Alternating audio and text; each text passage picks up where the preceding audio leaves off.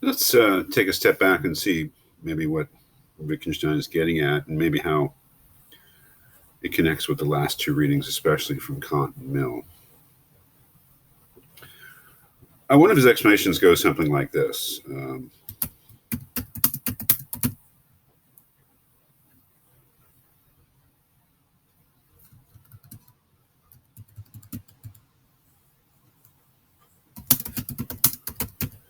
Somebody says this is the right road.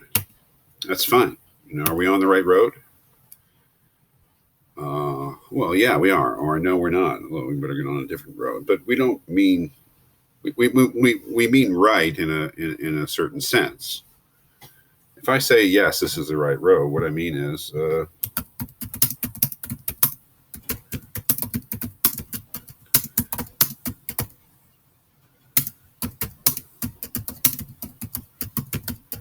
something like that. I mean, wherever you're going, this is the road that will get you to your destination. The way Kant would put it, if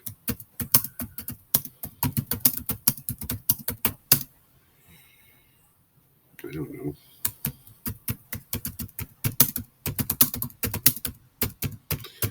You could put it in the form of a hypothetical imperative. If you want to get to Wildwood, if that's your destination, take this road.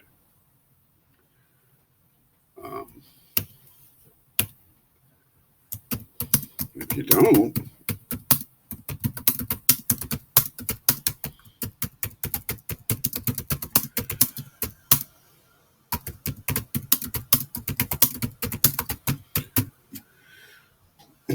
obviously, if you don't want to get to Wildwood, why would you take that road?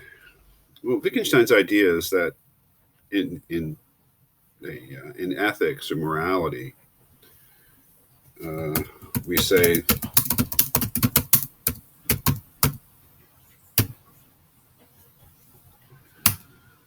this is the right road, but we mean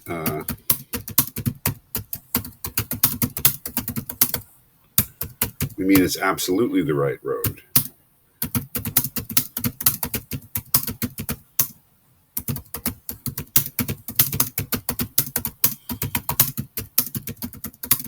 Now, if we're talking about a physical road, if we're talking about a street, an avenue, and that makes no sense whatsoever. That is, something is only the right road if you've got a certain purpose in mind. To say that something is absolutely, in all cases, the right road, the right street, it doesn't make any sense.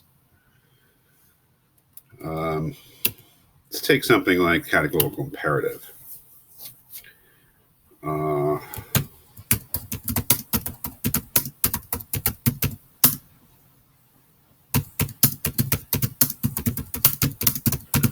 Take a quick and dirty version of it. Always treat persons as ends, never as means. Now, Wittgenstein might have problems with a lot of the language there, but let's just take it its normal sense. You should always treat persons as ends, never as means. That is a kind of absolute statement that Wittgenstein is saying just won't work. Because if we ask, because he's essentially saying, Kant,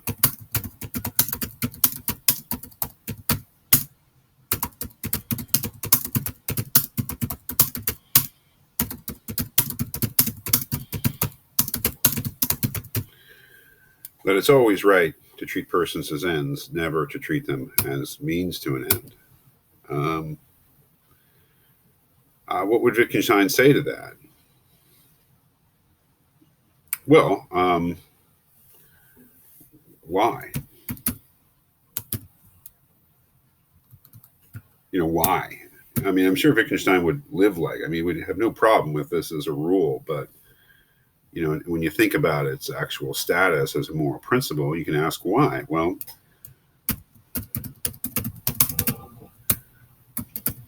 Kant could say,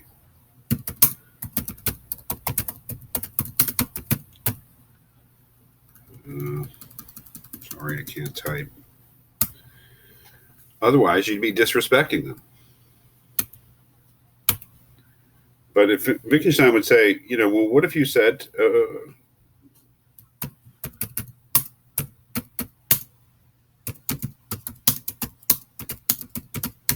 Well, why can't I do that? Why can't I disrespect people? What could you say?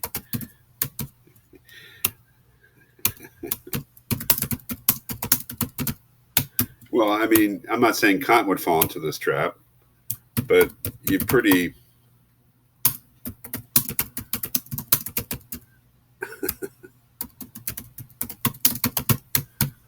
I mean, you fall into circular reasoning, I would say, and Kant would, never fall into that trap. But you know, it could go something like that. Well, it's always right to treat persons as ends. It's never right to treat them as means to an end. Why? Well, because otherwise you'd be disrespecting them. Okay, but why can't I do that? Well, it's wrong. And why is that? Because you'd be disrespecting them. I mean, that's, kind of contrived, but that's sort of what circular reasoning is. I think that's kind of what Wittgenstein's point is. It would apply just as well to Mill.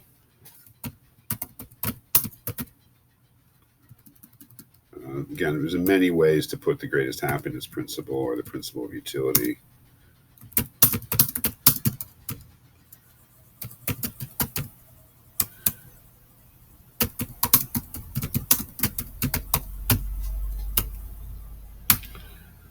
Always act so as to maximize human welfare. Let's just put it in that version. Really, what Wittgenstein is attacking here, I think, is exactly what Mill talked about in our last reading. I mean, what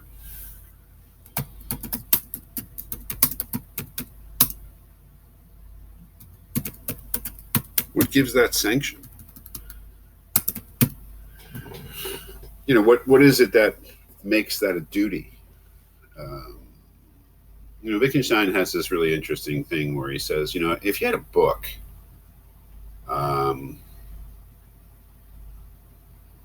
if you had a book that contained all of the facts of the world, where does he say that? It's towards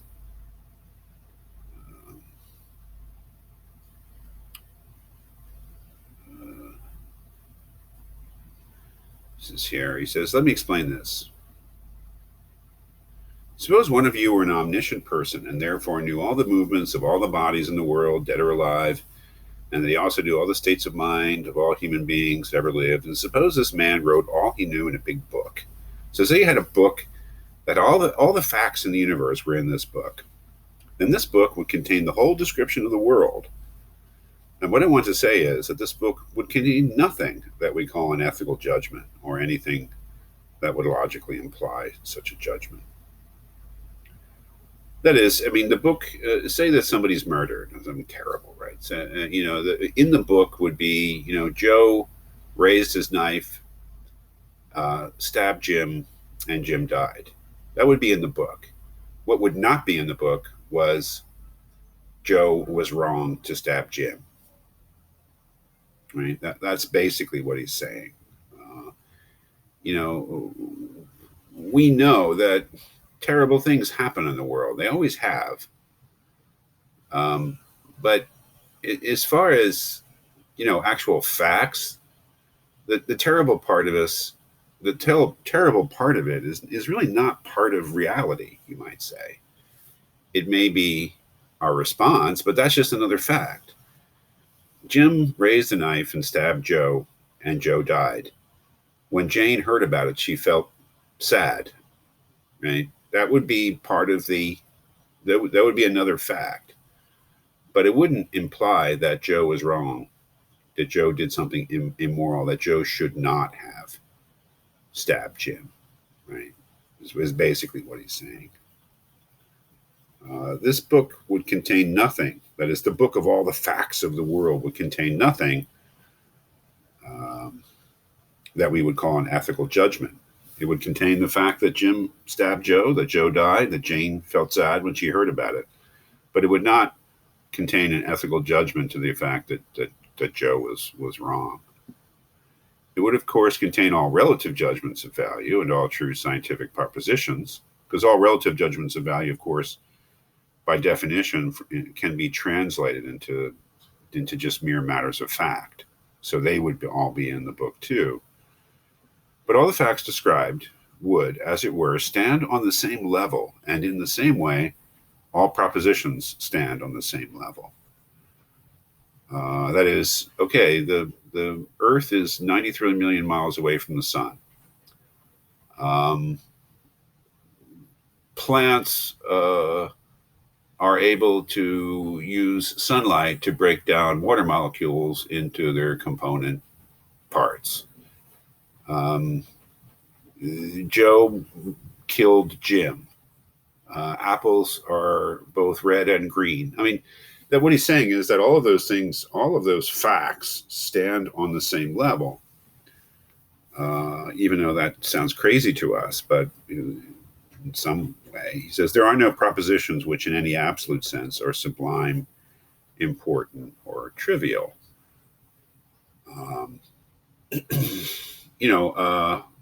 I don't know. I mean, usually the way that we judge a sociopath is whether they see the world that way, whether they don't see that, Joe killed Jim is more important than apples tend to be red or green. But Wittgenstein is saying, and basically, there's nothing to support the idea that that one fact has more importance than the other.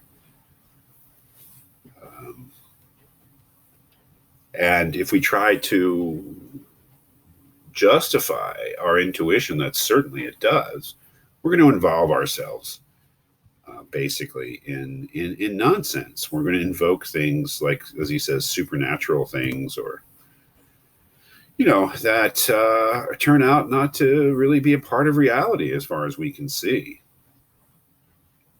As he says, there's no such thing as the absolutely right road. There's just the road that's best to get to a certain predetermined end. And what the best predetermined end is just a matter of pretty much arbitrary choice. So, not to go through every detail of this lecture, which is, great, a lot of interesting things. But if we cut to the end, he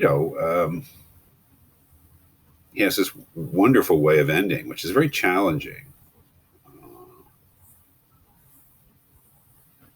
Talking about the language, not only of morality, but the language of religion. He says here,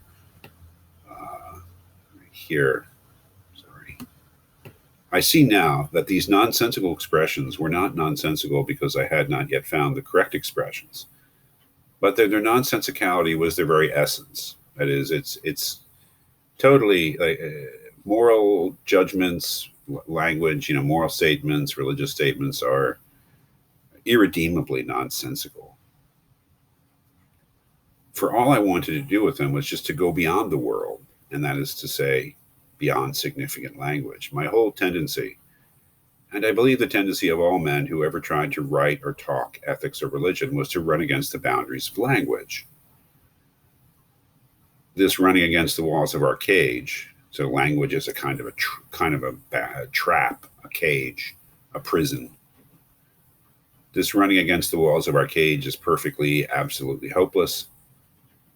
Ethics, so far as it springs from the desire to say something about the ultimate meaning of life, the absolute good, the absolute valuable, can be no science. That is, it means by science just rational inquiry. What it says does not add to our knowledge in any sense, but it is a document of a tendency in the human mind which I personally cannot help respecting deeply, and I would not for my life ridicule it. That is, Wittgenstein was a very ethical person. I mean, he was not a perfect person, and in some way or another, he probably made some pretty deep mistakes in his life, but he was a very sort of serious, principled person in the way he lived his life, I think, from what I know of him. But he's basically saying that there's just no way that you can put your ethics on any kind of firm foundation, and any attempt to do so, you will inevitably get tripped up in absurdity.